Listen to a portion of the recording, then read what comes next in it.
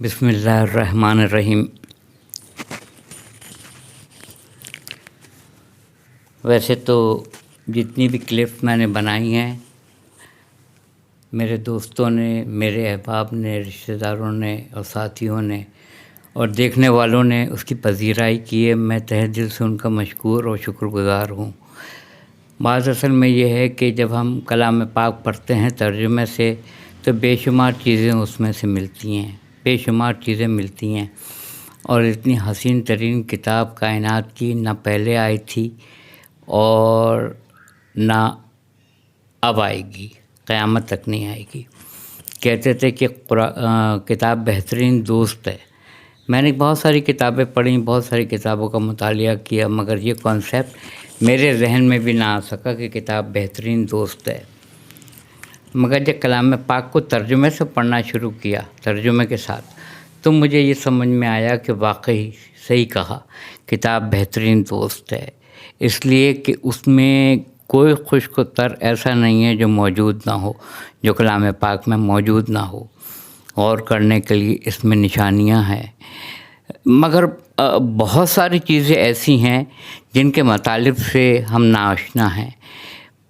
مثال کے طور پہ حروف مقطعات جو ہیں، جیسے الف لام میم، الف لام را، کاف ہا یا عین صاد، یہ جتنے بھی ہیں ان کے مطالب سے ہم ناآشنا ہیں، ہمیں نہیں پتہ۔ دو سورہ قرآن مجید کے ایسے ہیں جو اردو حروف کے حساب سے ایک ایک حرف پہ دو سورہیں، ایک سورہ قاف اور ایک سورہ صاد۔ اس کا کیا مطلب ہے؟ واللہ اعلم بالصواب، اس پہ بھی غور کرنے کی ضرورت ہے، مگر اس کے مطالب سے ہم لوگ تو کم از کم ناآشنا ہیں، ہمیں نہیں پتہ کیا مطلب ہے۔ تو اگر کسی سے قرآن پاک کے موضوعات پہ پوچھا جائے کہ اس کا کیا مطلب ہے، تو اکثر جواب ملتا ہے نہیں معلوم۔ تو مجھے بڑا افسوس ہوتا ہے کہ جب ٹاپک اور عنوان نہیں پتہ ہمیں کہ کیا ہے، تو اس میں اندر کیا تحریر ہے، کیا لکھا ہوا ہے، اس کا مطلب ہے کہ ہم نے تو وہ بھی نہیں پڑھا ہوگا۔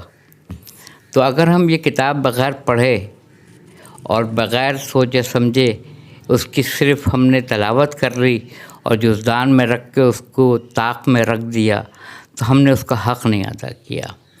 دیکھیے، ثواب کے بھی درجات ہیں۔ آپ نے نیت کی، آپ کو ثواب مل گیا۔ آپ نے جا کے ہدیہ دے کے کلام پاک لے لیا، اس کا بھی آپ کو ثواب مل گیا۔ آپ نے جزدان سی کے، خرید کے، لے کے اس میں قرآن پاک کو رکھ دیا چوم کے، اس کا بھی ثواب ہے۔ اس کو آپ نے اونچی سی ایک جگہ پہ، مقام پہ رکھ دیا، اس کا ثواب ہے۔ آپ نے وضو کر کے کلام پاک کو جزدان سے نکالا اور اس کو پڑھنا شروع کیا، اس کا بھی ثواب ہے۔ جیسے کہ ایصال ثواب پہ بھی لوگوں کو پارے دیے جاتے ہیں پڑھنے کے لیے، اس کا بھی ثواب ہے۔ آپ نے کلام پاک ختم کیا، جیسے کہ رمضان میں ختم قرآن تراویح کے ذریعے بھی ہوتا ہے، گھروں میں بھی لوگ کرتے ہیں اور قرآن پاک کو ختم کیا جاتا ہے، اس کا بھی ثواب ہے۔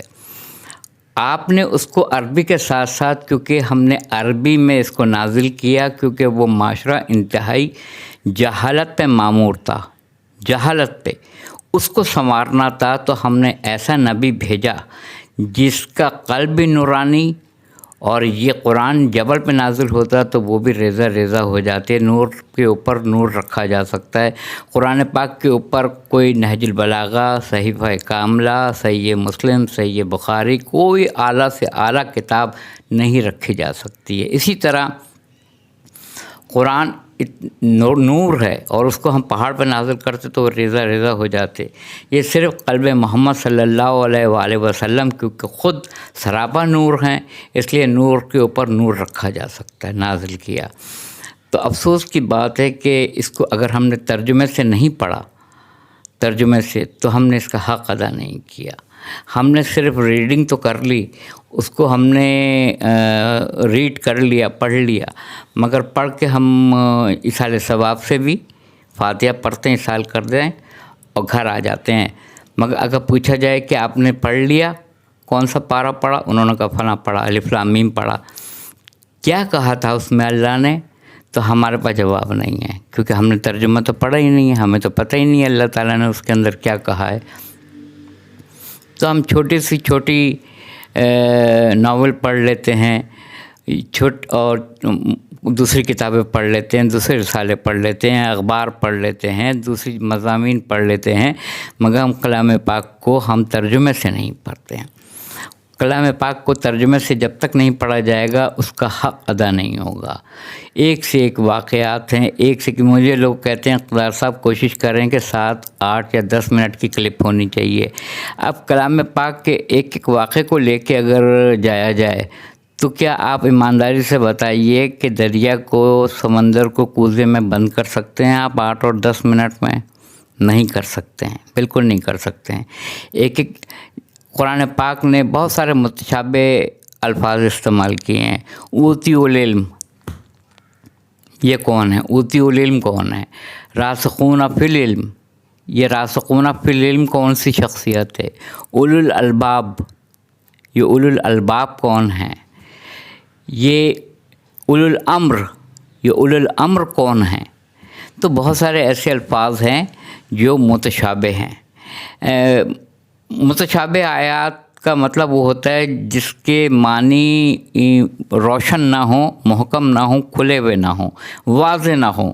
جیسے کہ روزے رکھو، جیسے سابقہ لوگوں کے اوپر فرض تھا، نماز پڑھو، زکوٰۃ دو، یتیم کے مال کی طرف بھی نہ جاؤ، ظلم نہ کرو، یہ محکم آیتیں ہیں، یعنی روشن آیتیں ہیں، اس کا مطلب سب سمجھ جائیں گے۔ مگر جہاں پہ حروف مقطعات آتے ہیں اس کا مطلب جو ہے حضور صلی اللہ علیہ وآلہ وسلم یا جس کو اللہ نے علم میں راسخ کیا ہے ان کو پتہ ہے، باقی لوگوں کو نہیں پتہ۔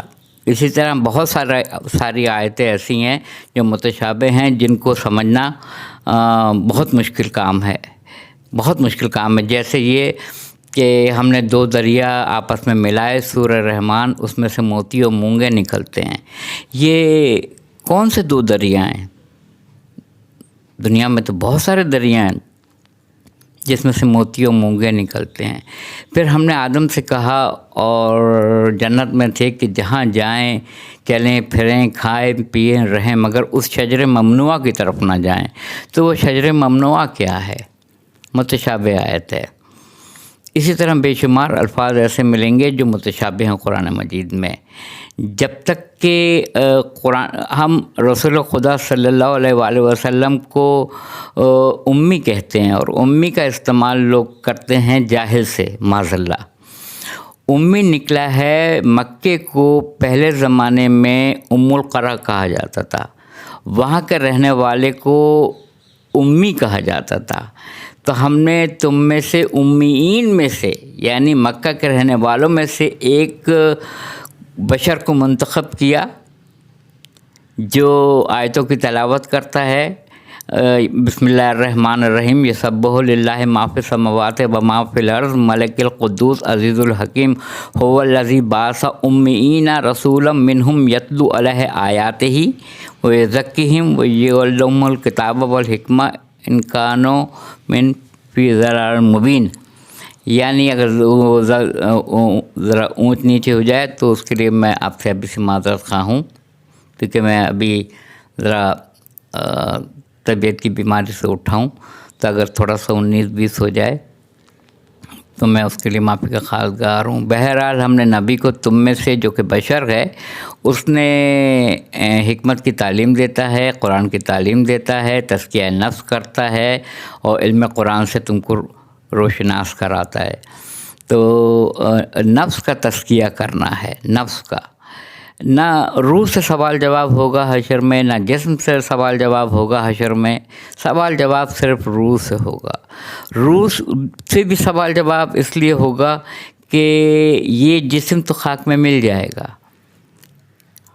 روح برزخ میں چلی جائے گی، برزخ آخرت میں ختم کر دی جائے گی، میدان حشر جمع ہوگا، وہاں سب کو جب تمام نفسوں میں کو پلٹایا جائے گا، مردوں کے جسموں میں، ان کی ہڈیوں میں روحوں کو پلٹایا جائے گا۔ سورہ التکویر 81 نمبر کا سورہ، 81 نمبر کا، سب یہ اپنے مرکز سے کہتے ہوئے اٹھیں گے، ہمارے مرکز یعنی جہاں ہم سو رہے تھے، یہاں سے ہمیں کس نے اٹھا دیا؟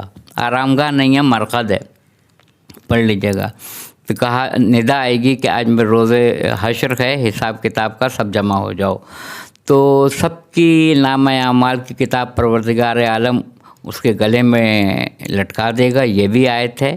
اور اس کی زبان پہ، جو زبان بولتی ہے، مہر لگا دوں گا، ان کے ہاتھ پیر گواہی دیں گے۔ یہ کان بولے گا، یہ منہ پہ تو ظاہر زبان پہ جب مہر لگے گی یہ بند ہو جائے گا، آنکھیں بولیں گی، ہاتھ پیر بولیں گے، ان کے اجزاء گواہی دیں گے، یہ پیر کہاں گئے تھے، یہ ہاتھ کس پہ اٹھا تھا، یہ کس کو ختم کرنے میں، ذبح کرنے میں یہ ہاتھ استعمال ہوا تھا، کون سی بری جگہ پہ یہ پیر گیا تھا، کان نے کون سی بری بری چیزیں سنی، آنکھوں نے کون کون سی برے مناظر دیکھے، یہ سب کا حساب کتاب ہوگا۔ یعنی ابتدائے عشق ہے روتا ہے کیا، آگے آگے دیکھیے ہوتا ہے کیا۔ یعنی ابھی تو یہ انسان کے جو مراحل ہیں، جب عالم ارواح میں تھا تو تمام روحوں سے عہد لیا اللہ نے اطاعت کا، سب نے حامی بھری ہاں ہم اطاعت کریں گے، پہلا۔ پھر شکم مادر میں آیا، کسی کی 9 مہینے میں ولادت ہوتی ہے، کسی کی 7ویں مہینے میں ہو جاتی ہے، اور کسی کی چشم زدن میں ولادت ہو جاتی ہے، دوسرا فیز۔ تیسرا جو ہے جو ہم ابھی گزار رہے ہیں وہ ہیں۔ یہاں سے جانے کے بعد جو چوتھا ہوگا وہ عالم برزخ کا ہوگا۔ جب برزخ ختم کر دی جائے گی تو 5واں اور آخری ہوگا۔ اسی لیے سورہ ملک میں کہا پہلے موت رکھی پھر زندگی اور حیات رکھی، کہ سورہ ملک میں ہے کہ ہم نے موت کو اور حیات کو خلق کیا، یہ نہیں کہا کہ ہم نے حیات کو اور موت کو خلق کیا، یعنی پہلے حیات ہے اور پھر موت ہے۔ وہ تو ابھی کے لیے ہے کہ پہلے حیات ہے پھر ہم مر جائیں گے تو موت ہے، مگر اس کے بعد کا مرحلہ ہے کہ پہلے موت ہے تو قبر میں ہے، اس کے بعد حیات ہے جو پرماننٹ ہے، چاہے اصحاب النار میں ہیں، چاہے اصحاب الجنہ میں ہوں، چاہے جنت میں جائیں چاہے جہنم میں جائیں، سب اپنے مرکز سے اٹھیں گے کپڑا جھاڑتے ہوئے، اور کہا جائے گا کہ میدان حشر ہے، جمع ہے، اور نامہ اعمال کی کتاب ان کے گلے میں لٹکا دی جائے گی، اعضاء گواہی دیں گے۔ مولا کائنات علی ابن ابی طالب علیہ السلام کہتے ہیں نہج البلاغہ میں، وہ دین، وہ مذہب، وہ اسلام بیکار ہے جو ہاتھ سے، پاؤں سے، زبان سے، آنکھوں سے اگر ظاہر نہ ہو رہا ہو تو بیکار ہے۔ وآخر دعوانا الحمدللہ رب العالمین۔